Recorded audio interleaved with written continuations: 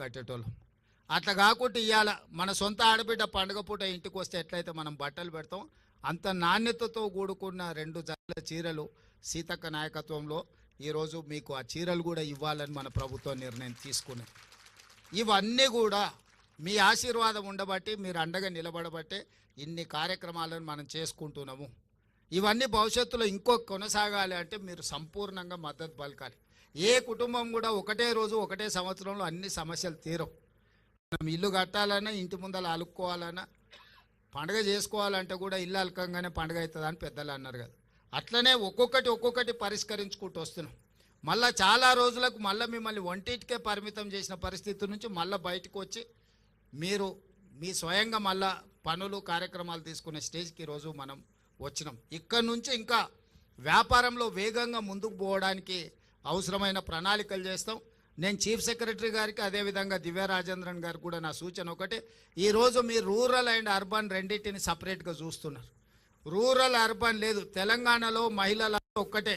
కార్పొరేషన్లో హైదరాబాద్లో ఉంటే ఒక రకము, లేకపోతే ఇవాళ నారాయణపేటలో ఉంటే ఇంకో రకం కాదు. మహిళలు అంటే తెలంగాణలో మహిళలందరూ ఒక్కటే.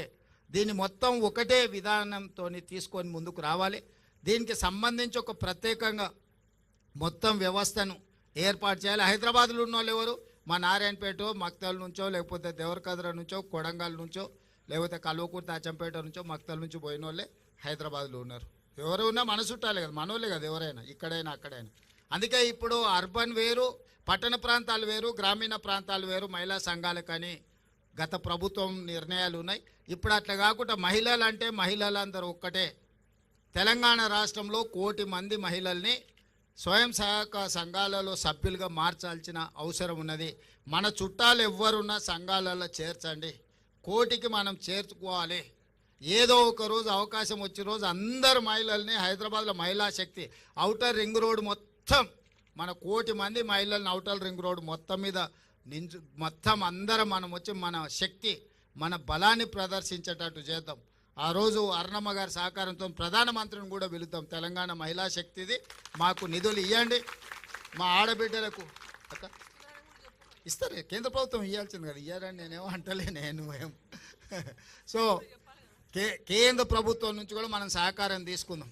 ఇది రాష్ట్ర కేంద్ర ప్రభుత్వాలు ఇచ్చిపుచ్చుకునే ధోరణిలో ఉండాలి. ఎన్నికలు వచ్చినప్పుడే రాజకీయాలు, మిగతా సమయంలో అభివృద్ధిలో వాళ్ళ వాటా వాళ్ళు, అత్తగారింటి నుంచైనా తల్లిగారింటి నుంచి అయినా ఏదైనా పిల్లల మంచి కోసం వస్తుందంటే వద్దనేదే ఉంది. ఇప్పుడు అరుణమ్మకు ఇది తల్లిగారిల్లు, అవతల అత్తగారిల్లు. తల్లిగారింటికి ఏం తెచ్చినా అత్తగారింటికి ఏం తెచ్చినా మనం ఏం వద్దనేది లేదు. ఇంకా ఎక్కువ నిధులు తీసుకురావాలి అరుణమ్మ గారు. మనం అవసరమైనప్పుడు మనందరం కలిసి ఒక తాటి మీద నిలబడాలి, మన ప్రాంతాన్ని అభివృద్ధి చేసుకోవాలి. ఎన్నికలు వచ్చినప్పుడు ఎవరు రాజకీయాలు వాళ్ళు చేసుకుంటారు.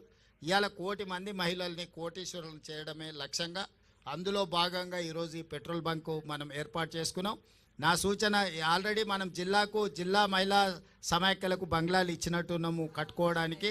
అవి వేగంగా 5 కోట్లు ఒక్కొక్క జిల్లా మహిళా సంఘ భవనానికి ఇచ్చినాం.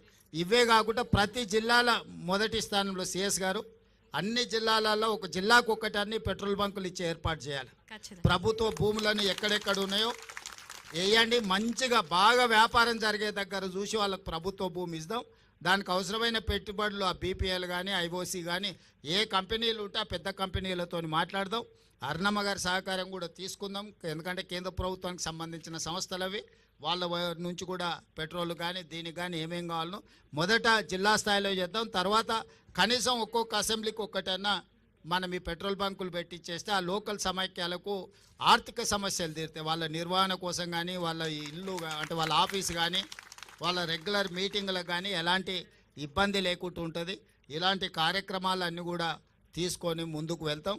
మీ అందరి సహకారం ఉండాలి. అభివృద్ధిలో ఏది ఉన్నా నిస్సంకోచంగా అడగండి. పర్ణికమ్మ ఇక్కడ స్థానిక ఎమ్మెల్యే గారు మొదటి నుంచి వాళ్ళ తాతగారి నుంచి కూడా ఈ ప్రాంతానికి సేవలు అందించిన కుటుంబాలవి. వారి చిట్టెం నర్సిరెడ్డి గారి నుంచి వారి వరకు 3వ తరంలో ఈరోజు ప్రజాసేవలో వాళ్ళు ఉన్నారు. వాళ్ళ తండ్రి వెంకటేశ్వర రెడ్డి గారు ప్రజాసేవలోనే వాళ్ళు చనిపోవడం జరిగింది. ఆ కుటుంబం మొదటి నుంచి మీకు అండగా నిలబడ్డది, అన్ని రకాలుగా మీకు అండగా భవిష్యత్తులో కూడా ఉంటారు. ఆ కుటుంబాన్ని కూడా మీరు ఆదరించండి. భవిష్యత్తులో మీకు ఎన్ని రకాల సహకారం రాష్ట్రం ప్రభుత్వం వైపున అందిస్తా. రేపు స్కూల్లో వచ్చే లోపల స్కూల్ డ్రెస్సులు కానీ స్కూళ్ళ నిర్వహణ అన్నిటికంటే ముఖ్యంగా మన పిల్లల భవిష్యత్తు చదువు మీదనే ఆధారపడ్డది. చదువుకుంటే జీవితంలో అన్నీ సాధించవచ్చు. మన పాఠశాలల్లో టీచర్లు రాకపోయినా, టీచర్లు లేకపోయినా, పాఠశాలలో వసతులు లేకపోయినా, మన ఆడపిల్లలకు బాత్రూమ్లు గిన ఏం లేకపోయినా మీరు అడిగి కలెక్టర్లను కలిసి అడిగి చేయించుకొని వాటిని కట్టించుకోవడమే కాదు, వాటిని నిర్వహించుకోవడం కూడా మన బాధ్యత. కట్టుకొని మనం గాలికి వదిలేస్తే ఊరు